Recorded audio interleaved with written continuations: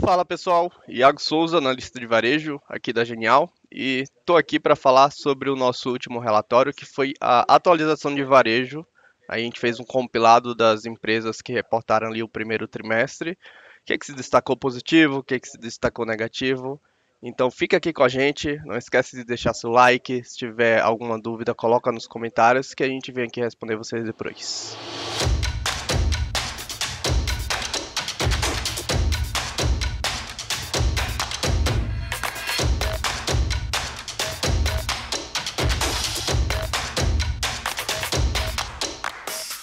Então, falando aí sobre as nossas empresas que a gente cobre, das 11 empresas, 55% ali vieram dentro do que a gente estava esperando, 27% vieram abaixo. Vamos dividir ali sobre subsetores e falando sobre o varejo alimentar, o resultado mais forte, na nossa opinião, foi o resultado do Grupo Mateus e o resultado mais fraco foi o do Grupo Carrefour. Quais que foram os temas aqui centrais do varejo alimentar? Primeiro, a questão de desinflação alimentar, que começa ali a impactar principalmente o top line dessas empresas. E outra questão são as integrações das aquisições. Lembrando aí que os dois maiores players, o Açaí e o Carrefour, fizeram aquisições relevantes em seu portfólio. Então, tanto ali as aquisições dos hipermercados extras, quanto também as aquisições do grupo Big. E são aquisições que pesaram aí no portfólio, principalmente quando a gente fala de despesas operacionais. Quando a gente olha para o top line, naturalmente, essas aquisições aí, eles elevaram seu parque sua área de vendas. Então, o Carrefour ali cresceu a área em 55% e o Açaí cresceu a área ali em mais ou menos 34% ano contra ano. Então, naturalmente, a receita ela cresce exatamente por esse efeito aí inorgânico.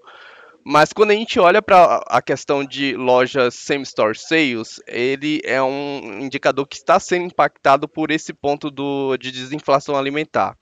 Então, como 2021 e 2022 foram 2 anos que foi muito impactado positivamente por essa questão, dado que supermercado é um business que tu repassa preço, então eles conseguiam passar esse preço de alimentos mais caros para o seu produto final, isso naturalmente cresce. Quando a gente fala agora de uma inflação saindo de duplo dígito para um dígito só, e a gente não tem uma recomposição de itens dentro da cesta, então isso começa a ficar em evidência e a gente vê menor nível de same-store sales nesse trimestre.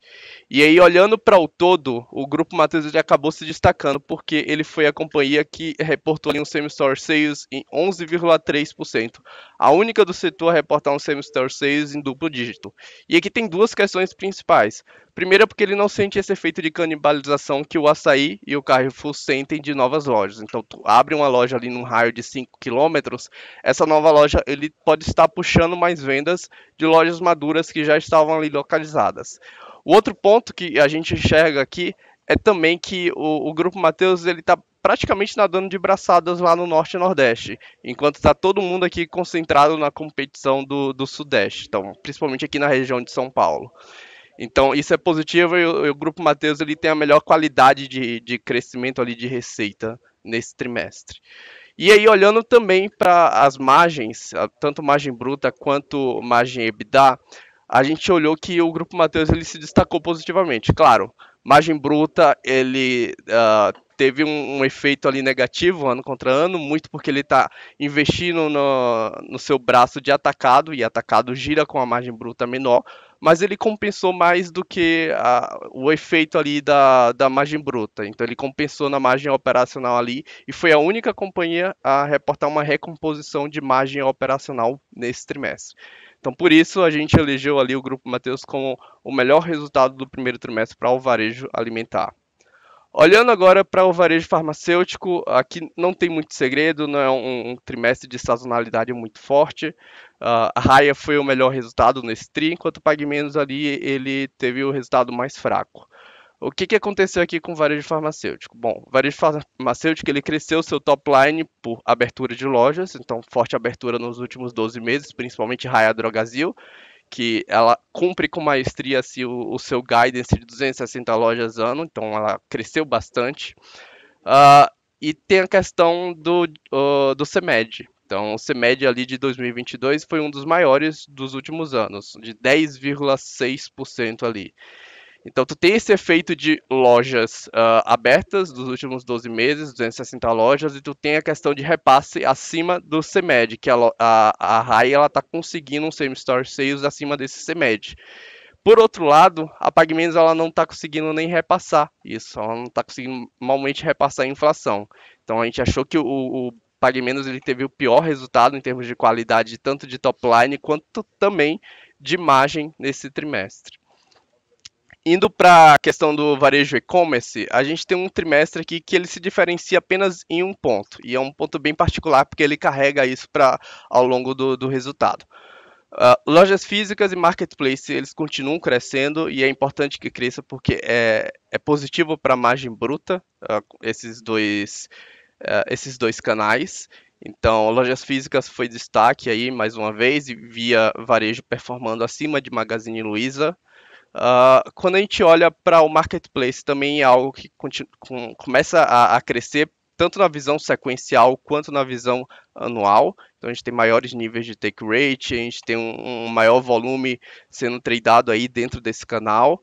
É positivo também aqui. Só que quando a gente vai para o canal 1P, que aí basicamente esses dois players eles são muito focados no mix de eletroeletrônicos, produtos brancos, que são produtos que estão tendo certa dificuldade em ser escoado no mercado, dado o cenário macro aí mais desafiador, e dado também que esses são produtos de ciclo longo, de consumo de ciclo longo. Uma pessoa que comprou ali em 2020, 2021, não vai trocar esse produto agora em 2023 ou talvez em 2024. Então, espera-se que é uma linha um pouco mais difícil de se bater agora no curto prazo. E aí a gente tem a questão do efeito Americanas, porque esse é o primeiro trimestre desde que a Americanas ali ele decretou a sua recuperação judicial e o mercado procurava entender o que vai ser o mercado do 1P após essa recuperação judicial da Americanas. Existiam muitas dúvidas que começam a ser sanadas a partir de agora. A primeira coisa que começa a aparecer é que esses players, tanto Via quanto Magazine Luiza quanto Mercado Livre, não fizeram um approach agressivo para capturar a fatia devida da Americanas, porque, como a gente já viu, era um mercado que se mantinha em pé apenas por vendas incentivadas, seja via desconto ou seja via cashbacks ali. Então, frente a uma Selic de 13,75%, os players eles estão mais racionais. Não é um mercado que se ataca agora, é um mercado que se perde no curto prazo.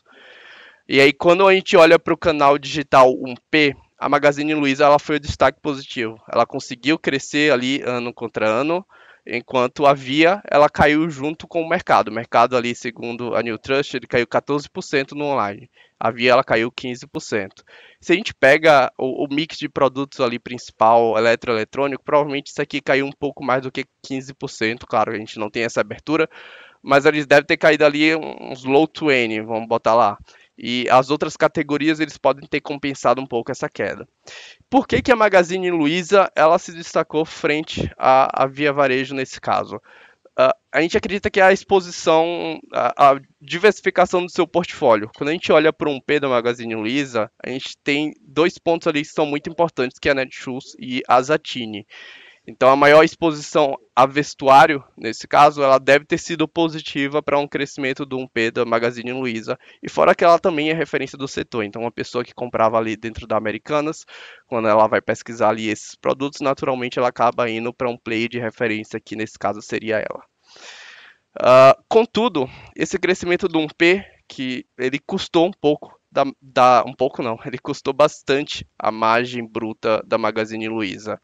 Então, ele teve a questão ali do default, que ele teve o retorno nesse trimestre, e aí esse ponto, a Magazine Luiza ela precisou segurar um pouco do seu preço, tá? Era um impacto ali de 320 basis points no início do ano, que ela foi sendo amenizada, porque aos poucos a Magazine Luiza, ela sentindo mais o mercado, vendo que ela conseguia repassar o preço para o produto final, isso foi amenizando até chegar ali, se eu não me engano, 2,4 pontos percentuais de impacto.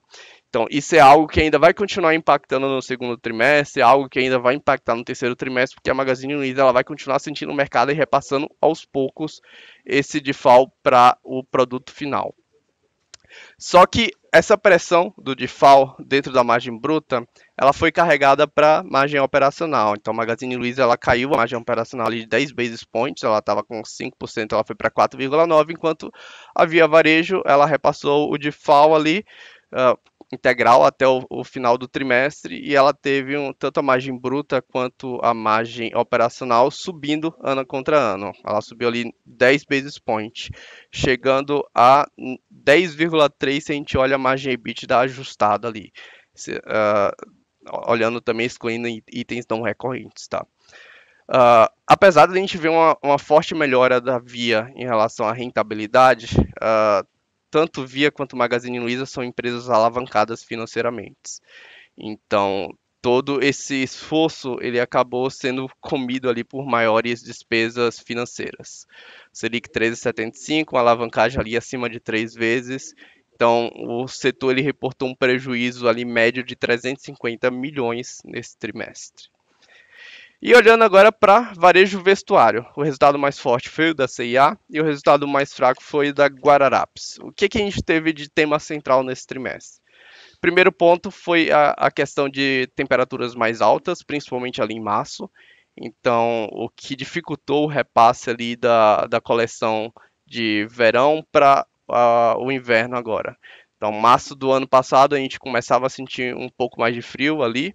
E a Renner, por exemplo, ela foi um dos players beneficiados porque ela começou a colocar essa coleção ali para jogo e ela conseguiu vender bastante. Isso não aconteceu esse ano porque a gente estava com um março ali com a temperatura bastante elevada. Isso prejudicou todos os players também. O segundo ponto é a concorrência também que está sendo mais acirrada quando a gente fala aí de cross-borders. Então a gente tem ali a Shein tentando capturar e conseguindo capturar esse mercado porque ela trabalha ali com um low price. Então, as pessoas, os consumidores estão mais sensíveis a preço, estão procurando produtos mais baratos e acabam migrando aí para comprar lá nesses cross-borders. Então, foi um trimestre fraco para o varejo vestuário, mas a C&A ela fez um bom trabalho ali, ela conseguiu elevar a sua margem bruta e também a sua margem operacional. Por outro lado, a gente acredita que a Guararapes aqui, apesar dela também ter feito um trabalho de recuperação, ela ainda se encontra muito abaixo de outros players ali do setor. Então a gente elegeu ali Guararapes como um resultado mais fraco do trimestre. Bom, pessoal, eu espero que vocês tenham gostado aqui da nossa análise. Não esqueçam de conferir o nosso relatório completo lá na plataforma do Genial Analisa. Lá você consegue ver todas as tabelas, o que a gente esperava, o que foi consolidado aqui. Então, dá uma conferida lá. Não esquece de deixar o seu like aqui também. Se você gostou de relatórios como esse, deixa aqui no comentário para a gente saber se no próximo trimestre a gente traz mais insights como esse. Obrigado e até a próxima.